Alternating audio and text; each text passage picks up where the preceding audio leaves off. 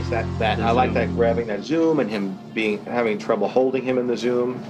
All that's fun. So let's look at it from the beginning. Visual effects is one of those areas where it takes a lot of work to get it right.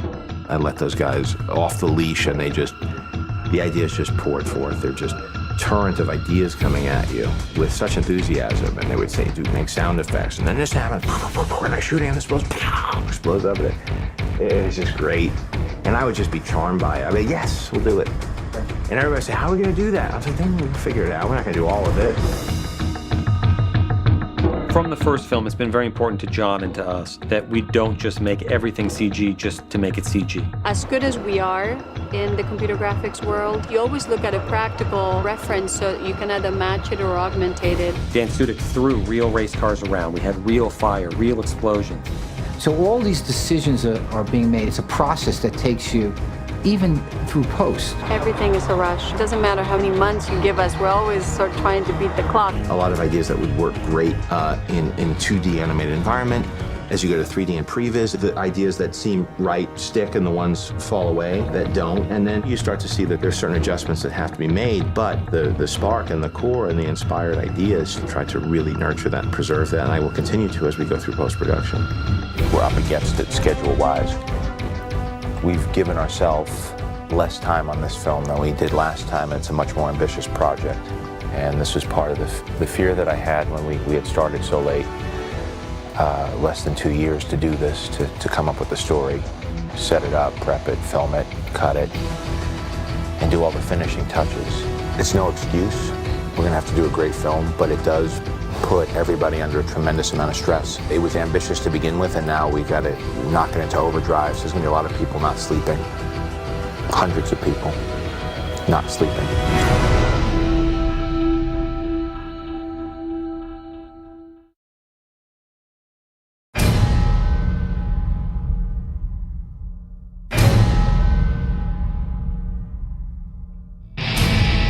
So this is our last day at Abbey Road in London, scoring. Because of the schedule, we're editing upstairs in this facility. Meanwhile, Rick Pearson, one of our editors, is at the ranch, at Skywalker Ranch, trying to help do pre-dubs on the sound. We're still making picture changes. A tiny fraction of the effects are in. A lot of elements have been decided, but there's still a lot of things up for grabs. It's crazy. And now we're really just playing beat the clock, because I think we understand what we have to do. It's just a matter of executing it with quality to live up to what people expect and hope this film will be. There's a lot of things that have to come together for this movie to work out. When post-production, a lot of it is people expressing what their instincts are to each other and debating that back and forth. And that's a dichotomy right there. You're explaining what you feel. I actually like this ending. Oh, you like this ending? Well, I like the thoughtfulness of this ending. I kind of do. When you push through something, you're sometimes eliminating the best idea because it hasn't occurred to you in the moment. Undoubtedly, when you are on the floor directing, you have so many things on your mind that it would be foolish to think that in that moment you have the proper insight into how the film should be cut. Let me see if I can get a few more frames. You need him to see it. That's the thing, is if you're seeing it. You tend to carry in expectations that you have from the scripting process, the development process, the shooting. What take you circled, you thought that was the magic take because it felt good on the set, but really it doesn't matter. What matters is what's in the can and what the overall story is. This cut's gonna be good. More often than not, I found in the past that you go through this whole journey and then you finally arrive at a conclusion and you look at it and it tends to be very similar to the first assembly because an editor looked at it with a more objective perspective. Put it back, that wide's good there. He's not reacting to anything. Just put him after, right before she walks up, put him after. But he gets too close to the first one. No, but that's not, you don't need it. It's good? Yeah. It's very good. I tend to let the editors have room because the process is going to be so crazy later with so many people having voices that I want to give them a moment. What's nice in the editing room and for the director's cut is you could, I have the permission to really say, it doesn't feel good to me. try this, let's just try this. And with nonlinear editing, it's easy to try different things very quick. If we could recover from Uncle Sam into it, can we just take this cut and drop Uncle Sam into that middle slot and see what happens? Let's just see, maybe it'll work. You never know. That's how the magic happens. A lot of what happens creatively at every step of the game, but especially for an editor, I think, is you just indoctrinate yourself to everything.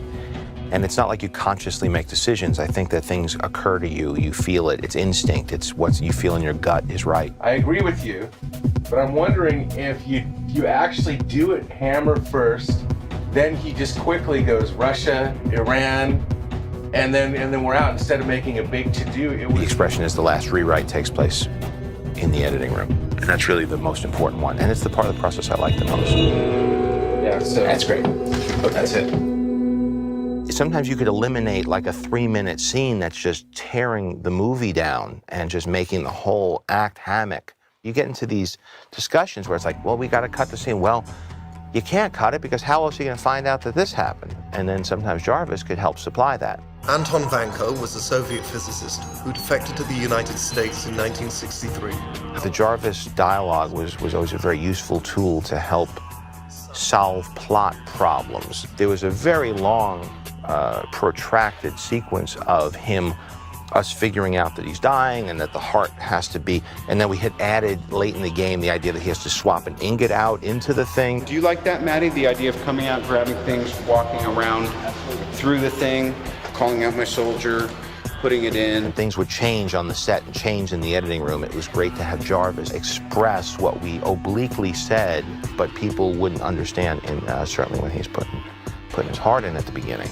You are running out of both time and options. Unfortunately, the device that's keeping you alive is also killing you. And then I went to Paul, because I'd worked with Paul on Wimbledon, and I love Paul. Paul's a very funny guy. Right now, it's reading as a screen that has the stock price of Stark going up, and so this would reflect that. We're also trying to get maybe somebody to do a bit from a monologue or something from a late night show, making fun of the government, what happened in the Senate hearing, so topical humor. In which case, Conan needs a job. Last time he was in New York, and he did it over a tie line. We would show him the scene. We would supply him with pages. He'd read through it. This time we actually had several sessions with him, and he came in. This movie's a bit heavier. I mean, he's dying in it. All right. And you kind of the only one who knows. Right. So there's certain times I think when it's appropriate to joke around, and other times, well, we're sort of, the audience doesn't know what's happening, but you do and he does, and it could be very helpful in that area.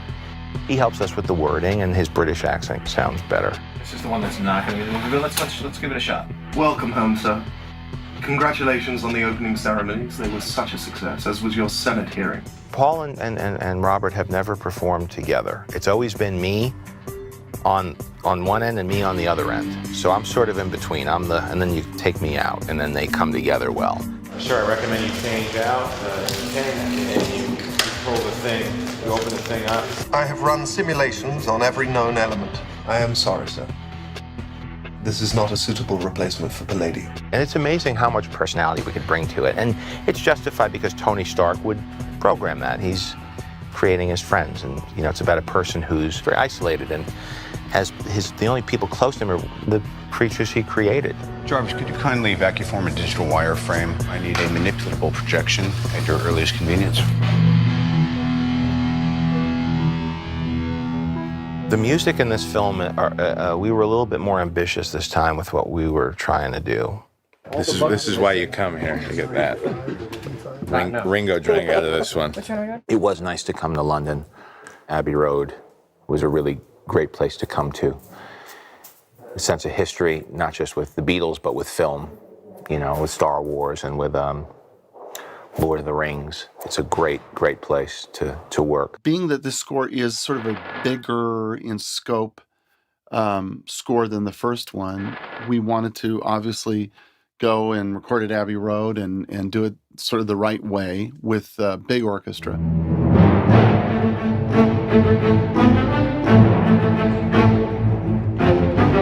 And I think for John and the filmmakers, producers, it was fun for them because being in this beautiful, historic, big studio was wonderful. And then hearing the sound of the London Symphony Orchestra was just amazing. Since I privatized world peace, he's on the ropes, and now he gets the, you know, the sort of the swell, the Mr. Smith goes to Washington type swell. I have successfully privatized world peace. He wanted to create a different score for this film because this film is a lot different than the first in that you've got different characters. You've got just a nice. What's nice too is your strings were really good and really James Bondy, and if we end up just mixing it out, we'll lose all of that. Right. We were gravitating to something a bit more orchestral. I've worked with John Debney on Elf and on Zathura, and he's done a great job for me. And remained a friend and was always a huge Iron Man fan. We like what it did for momentum. Right, so we're asking ourselves to do, I think, maybe well, let me take another shot at this one.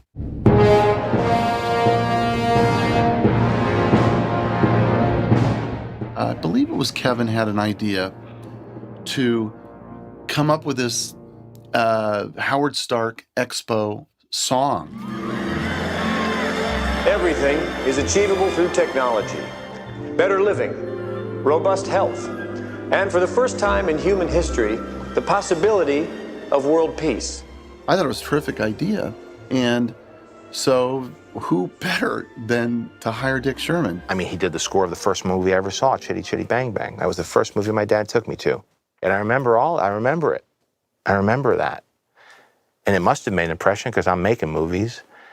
And Richard Sherman was up for doing a song. Dick Sherman, Small World, all these other Great Big Beautiful Tomorrow, you know, Mary Poppins, all these classic songs. And Dick came over early on, a few months ago, and we started working right here at the keyboard. He was playing the different versions of the theme of his song, and I just, you know, what can you say? You hear it and you just know immediately it's so